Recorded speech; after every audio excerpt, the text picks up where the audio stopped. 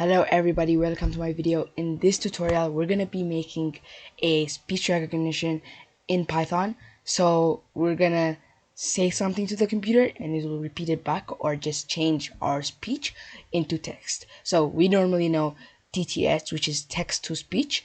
We say something, it turns to speech. Now what we're gonna do in this video is speech to text, so STT, and also we're going to use PyTSSX3, a module, to change it into speech again. So let's get started. So before we start coding, we would need two modules, which are pip install PyTSSX3. So I already have this, but if you don't, it will have a loading bar and it will finish. Now the next thing is pip install SpeechRecognition.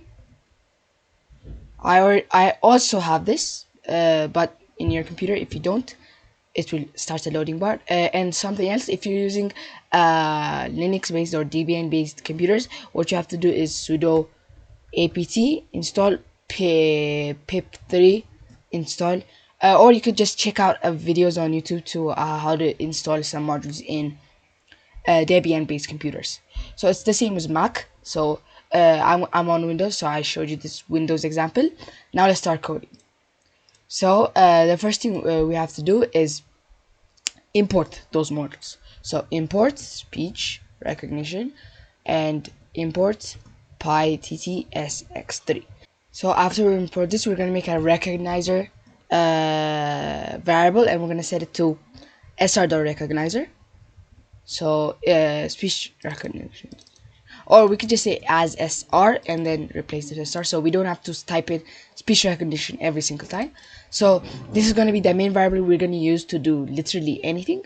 And the next thing is we're going to set up the engine. So engine equals pytsx3.initialize, so it will store every single thing here, like every function will be on engine. So engine dot something, engine dot say. So now we're going to make a speak function, define speak, and then it's going to take a argument text, and then engine dot say text. We're just going to put if we put an argument here, it will say that, and engine dot run and wait. So it's like as in ticking terms, say main loop, over here like run and wait.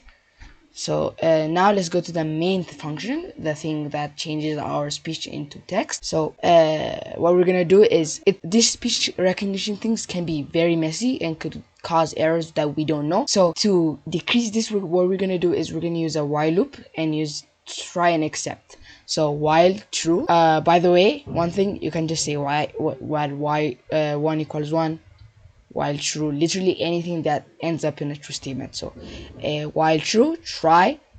Now it'll say an error because we don't have except. So until then, we're just gonna code in this part. So what we're gonna do is with sr.microphone as mic. So beneath this code, what we're gonna do is use the mic variable that we just created that inherits this, and then we're going to use it to do different kind of stuff. So let's continue. What we're going to do first is recognizer.adjust for ambient noise.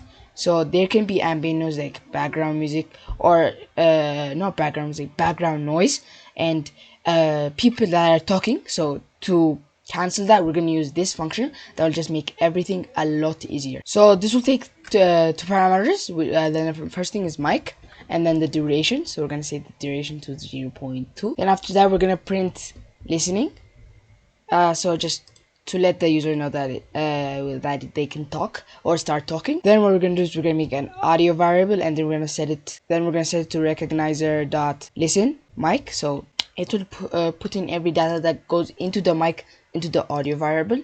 And then what we're going to do is to change this to text. We'll make a text variable and set it to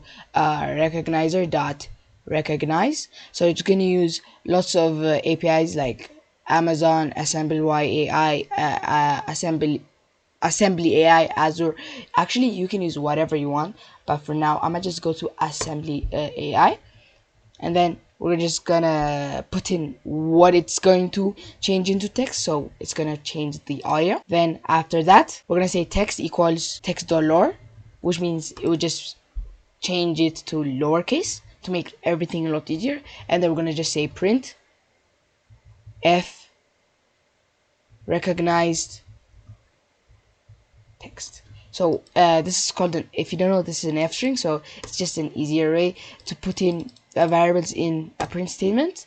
Then we're going to use the speak function that we created, and then we're going to put the argument in, which is text. So it'll just say out what we said again. Then to fix that error, we're going to use except, just in case there's an error, for example an unknown value error. So if we have some error that we don't know, we're going to set it as e, and then print sorry I didn't understand. Or if there's a request error, for example the assembly API, there's a request error, request error, we'll set it as e, and you say there has been a request error, results error e. Actually we do not need e right here because we're printing nothing. And then now I think we have finished. Let's go to the command prompt, and let's just go to this directory. So I'm just gonna reveal in File Explorer. We're gonna copy this, go to cmd, cd this, and then after that we're gonna say python the thing we are learning today .py. Okay, let's just say something. This is a video and I'm saying something.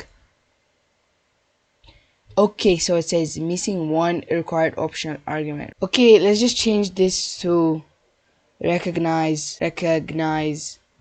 Google. I think there has been a problem with assembly, why I don't know. Now let's just run it again. Hello, I'm recording a video. Hello, I'm recording. Yeah, I guess it was an error from assembly AI, and now it's working, and it's actually very good. Now it says what we say. It was an error from assembly. Okay, it's repeating what I say. That's kind of annoying, but now we've made this project. We can use this for lots of things. Like there's Okay, it's repeating what I say. That's there's lots of applications that we can use this for. Like for example, chatbot. So we can change what we say into text and then send it to the chatbot, and then that chatbot will receive it and do something based on our code, and so on. Like for example, if we have some kind of thing like connected to our toaster or fridge, if we say open fridge, it will open the fridge, or something related to IoT literally. So I'm having ideas. I think I will post a video like that. So till then, have a great day. Bye. There's a